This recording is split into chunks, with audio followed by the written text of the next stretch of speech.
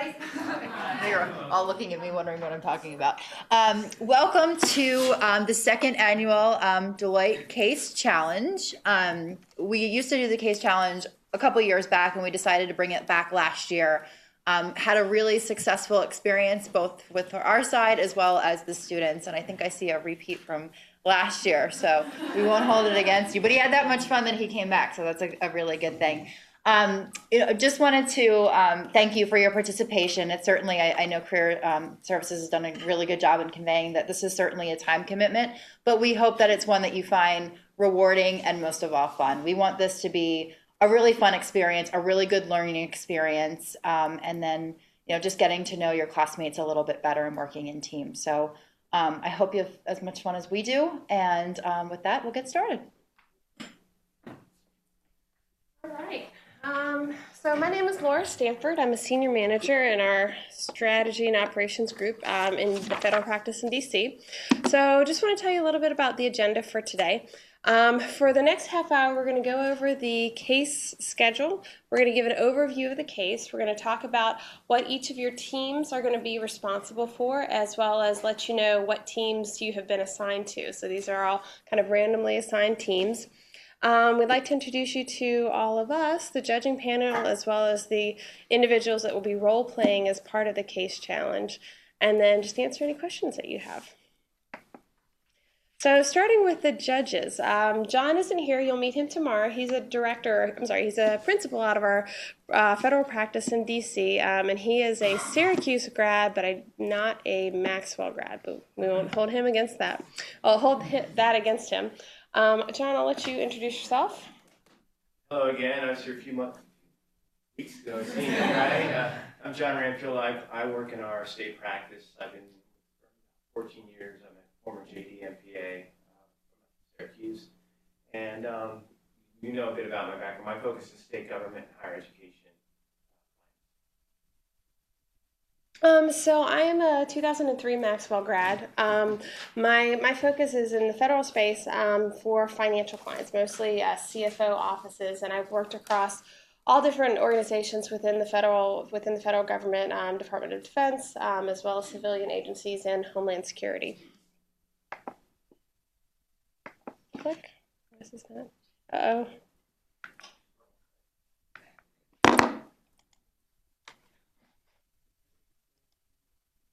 Okay, we'll try that. All right, Kevin? Okay.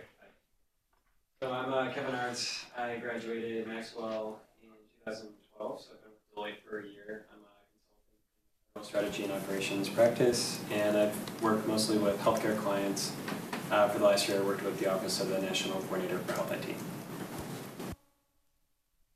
I'm Matt Baer. I am just completing my third year at the firm. I'm a senior consultant in, like John, with the state and local practice S&O, based out of the New York office. I do lots and lots of work in Albany. Currently working on a project in South Carolina, and I am a 2010 Maxwell MPA. Hi, I'm Jeff Keesum. I'm a 2012 JD MPA graduate of Syracuse. I am a second year consultant in the strategy and operations segment of the federal practice, and I largely focus on Department of Defense clients, and my current project involves technology strategy. And Jen Tish, who some of you probably met at the information session, she will be with us either later today or tomorrow. So we'll meet her then. So here's our schedule. We're going to go through the introduction and overview of the case until about 6 o'clock. You have then 2 hours for team research and analysis, and then I'll also tell you that we have dinner coming at 6:30, and that's going to be in room 204, so certainly come by to get that. We're going to have clients available for being interviewed between 7 and 8:30, and our clients today are not Kevin and Jeff, but they look a lot like Kevin and Jeff. So these individuals, they're going to be in 204B as well as the Career Services office. So make a note of that. And then what your groups can do is once you've determined what questions you want to ask your client, you'll just go and, go and meet with them. I mean, we don't have a sign-up schedule for you to talk with those individuals. You'll just have to wait if another group is already in there. Then tomorrow you work on your presentations this evening.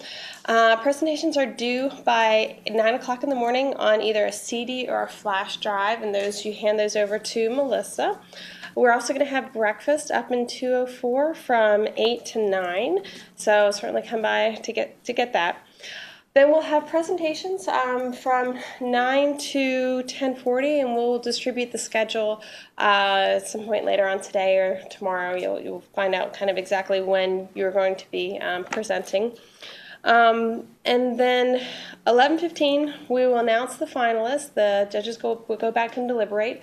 We'll announce the finalists, and at that point also announce what the case twist is. So what the twist means is you've responded to one set of circumstances and one problem and come up with a presentation. So then we'll provide some additional facts or complicating information, and then two groups, kind of our top two, will go back and readjust their presentations with the twist information.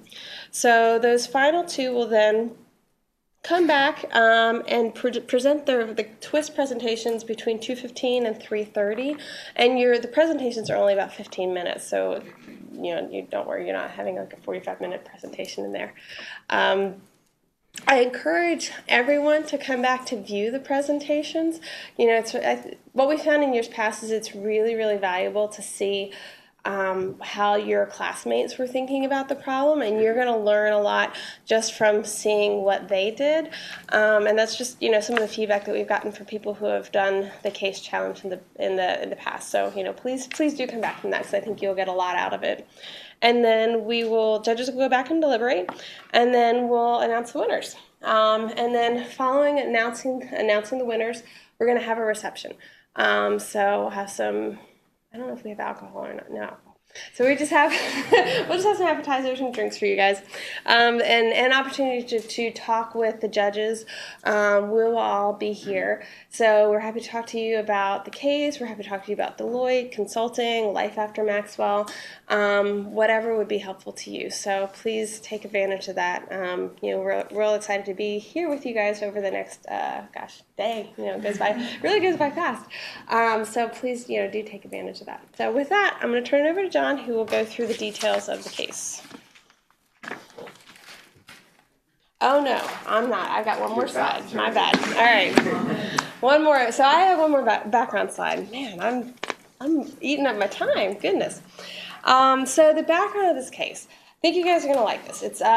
It's e-waste. So e-waste are things like computers, old iPhones, Blackberries, kind of electronic goods that have passed their time of being useful. So there's a large agency that is looking for ways to expand the market and look for new revenue streams, and they have this idea that they could do something with e-waste. They have retail centers all across the country. They've got around 1,000 retail centers around the country. And they see an opportunity to basically serve as a broker or a middleman for consumers to drop off, their used whatever e-waste goods, and then turn them back. Then they are the conduit for the recycling for those e-waste products. So there's approximately 1% to 2% of the municipal solid waste is actually e-waste. So we're going to have some additional, that's just the overall premise of the case. We've got some additional background that John will go through, and then we also have an information pack that you will receive of additional detail that you can go into. Okay, so I'm going to talk a bit about your mission in the case study. Page down. Okay, so your mission for this case is really to develop a business plan or concept of operations for the e-waste recycling initiatives. So that's really the problem, right?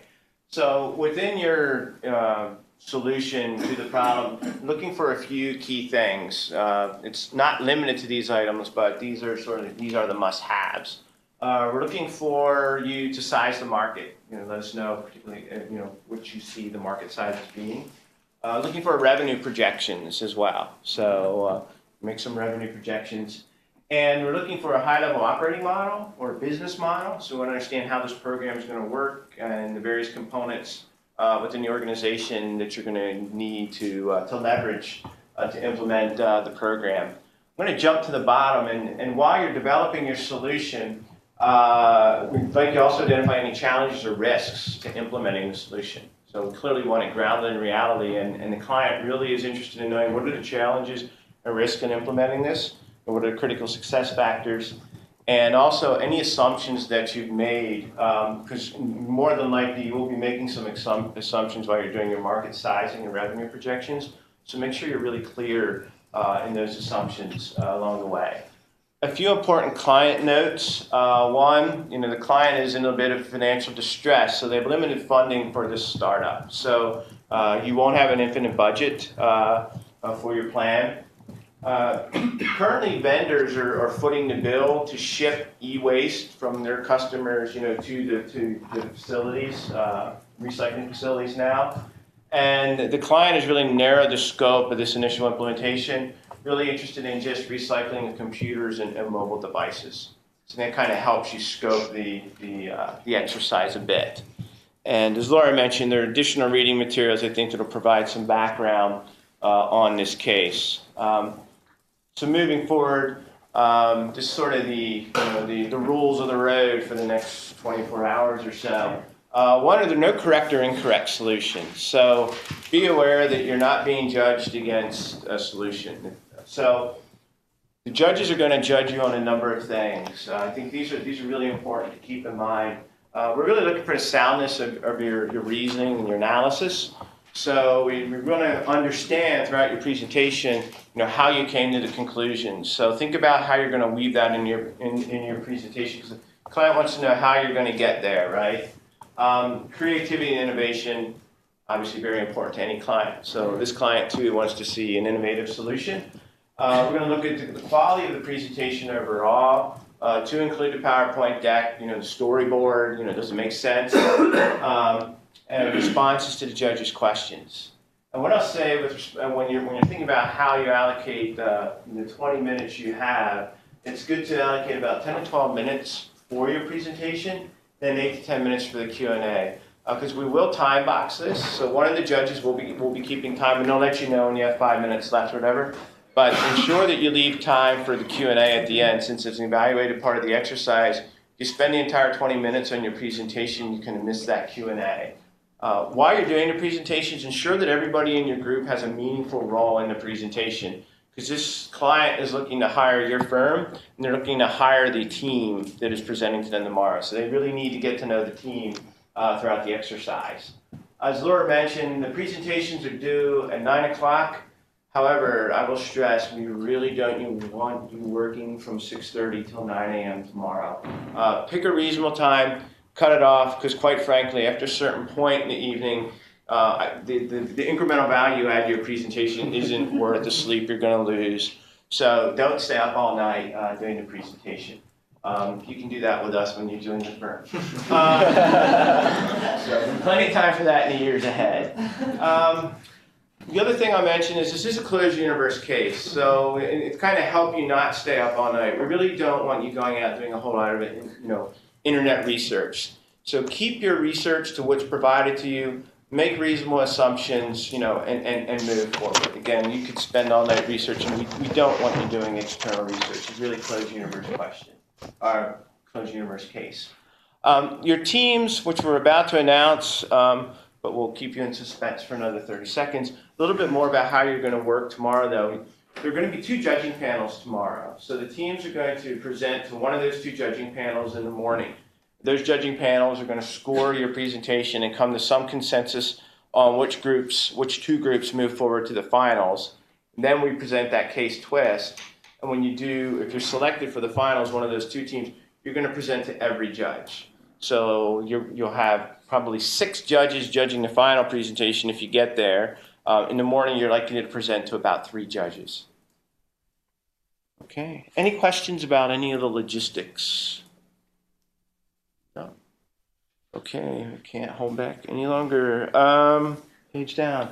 So the teams. And Melissa and Career Service did a really snazzy thing. If you flip your name tags over, there should be a number on it, and that number coincides with your team, just in case you forget the board. Okay. So did everyone know your teammate? And part of this exercise, unstated, I think we talked about this during the info session, is by now you've probably done a lot of group projects, but it is not too terribly uncommon to have your team formed for orals. I think many of our teams are formed from various aspects of the firm just before we go in and do an oral presentation to a client. And in the session tomorrow afternoon, we're more than happy to talk to you about how some of our teams were formed. Okay. Any Sorry, you have a question? question? Yes. Tomorrow morning for the breakfast, is that a networking event also, or if we need more time, can we meet with our groups and practice? You can practice, but you can't, I recommend not doing too much to your presentation. It's like cramming the day of the exam. It never works. It just doesn't.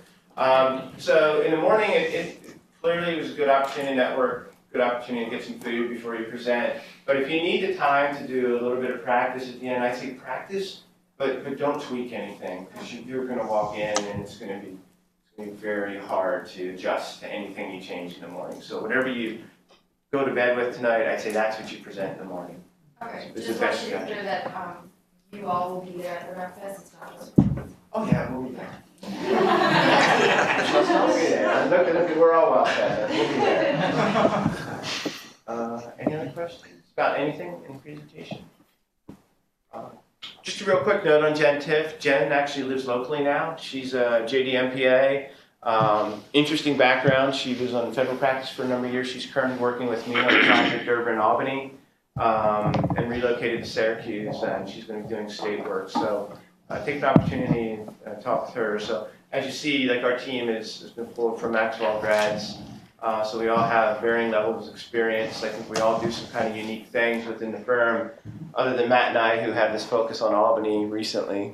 More recently for me, Matt loves Albany, so he's been on it. So we've got state and federal represented, a lot of strategy and operations experience. So throughout, the day, feel free to talk to us at any time. And definitely, as Laura said, I really want to push the end of the day event. Come to it, support your teammates, support the winners, but just celebrate the end of what should be a really cool experience for everybody. Okay. All right. Page down. We covered no questions. Okay, well, good luck. Oh, sure. Yeah. For our presentations, is it a good idea to reframe the problem for the clients? Are we supposed to assume that they already know exactly what they're asking? It's good to restate the problem. In fact, when we're out and we respond to RFPs, even though the clients, spend pages and pages defining their problem, inevitably in state and probably federal as well, the first mandatory section of any response to the client is the problem statement. They want us to restate the problem as we see it. So it's a good practice, yeah. Yeah, just to reiterate, you're emailing us the meeting materials for the... That, as soon as you guys leave, that will come from me, so you'll see it from Melissa Union. Yeah. And so if we have questions about the project conceptually, not so much about the client kind of questions, can we email one of you at some point? If they're not client questions, you can email, or I can give you my phone number. You can, yeah. I'll call him. You what? I shall call you at midnight. Good. You're not getting an answer at midnight, so yeah. We're gonna be here for a while. Yeah. So if you have a question at 11, hopefully you'll get your answers. Yeah. You have most of your questions figured out by then, but we're gonna be here through dinner, and then, we've got the folks that are gonna be role-playing with the clients through at least 8:30, so. And I'll put my cell phone number on there too, so if you want to just shoot me a text too, we can do that. Yeah, we can. That's fine. But we'll get back to you. Yeah. Yeah, Virginia. Yeah, will the slides be in the email too, or is it just? I'll email the slides too. The Yeah. slides are, Yeah. Oh, sure. I know, ask my case guy. Or not the client. Or not the client. Are we allowed to leave campus? Are you what? Allowed to leave No, campus to we work? gotta sleep here. Yeah, go anywhere. I just mean for the time that. Yeah. Yeah. Whatever works Yeah. best for your team. Yeah, lose the dress clothes tonight, get comfortable and knock this out. Comfortable environment, without alcohol preferably. Unless it helps your Really creativity. creative. Really creative solution. Any other questions? Okay. Well, good luck, everyone. Have fun with this. Good luck, everybody.